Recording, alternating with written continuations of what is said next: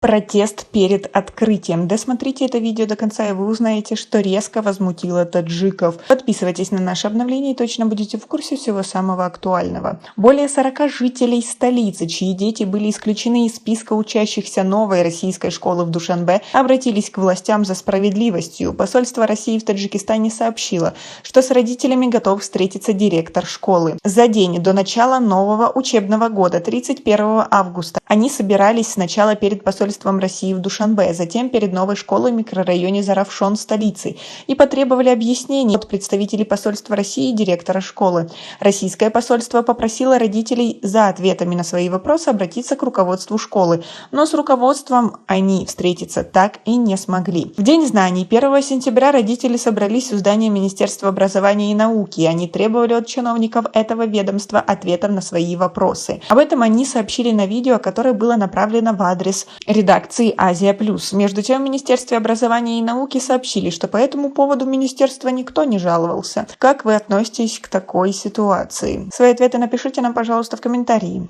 Жители утверждают, что их дети были приняты в 1 класс этой школы, прошли подготовительный курс, получили сертификат, но за день до начала учебы по неизвестным причинам их имена были вычеркнуты из списка. По их словам, список первоклассников был утвержден Минобразования России. Также они утверждают, что вместо имен их детей в список были внесены имена других детей. Они говорят, что дети, чьи имена добавлены, не участвовали в 2 предыдущих турах экзаменов в новой русской школе, и неизвестно, как они попали в этот список. Саидахон Алимова, мать ученицы, сдавшей в июне вступительные экзамены и вошедшей в список первоклассников российской школы, говорит: «После 2 этапов сдачи экзаменов и прохождения предварительных занятий моя дочь была принята в 1 класс Б этой школы. По окончанию занятий детям, в том числе и моей дочери, выдали сертификат, а сейчас не могу найти имя своей дочери в утвержденном списке. Тогда все эти сдачи экзаменов и составление списков были просто показухой», задается вопросом женщина. Дилшот Бабоев, отец другого ученика, рассказал, что в каждом списке вычеркнуты имена 6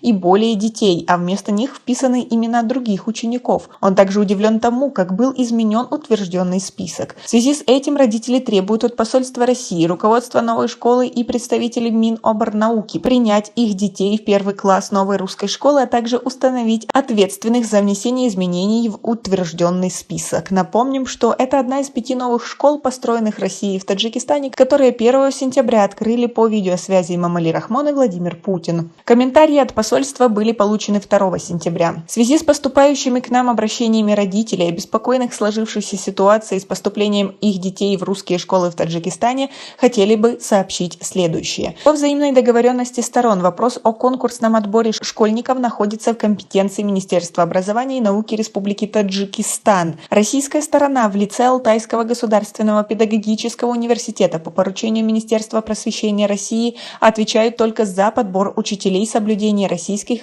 образовательных стандартов. Посольство России к процессу отбора школьников отношения не имеет. Вместе с тем, по имеющимся информации, в случае со школой имени Гагарина в Душанбе директор Владимир Викторович Гудков готов встречаться с родителями по вопросу поступления детей по пятницам, начиная с 16 сентября. Скажите, пожалуйста, что делать сейчас детям, которые не смогли поступить в школу и узнали об этом за день до начала учебы? Они теперь пропустят год из-за этой путаницы. И как вы думаете, попали в список новые дети проплаченных родителей? Как вы думаете, почему все это произошло и кто виноват? Свои ответы напишите нам, пожалуйста, в комментарии. И у нас пока на этом все. Оцените наше видео подпиской и лайком. До скорой встречи.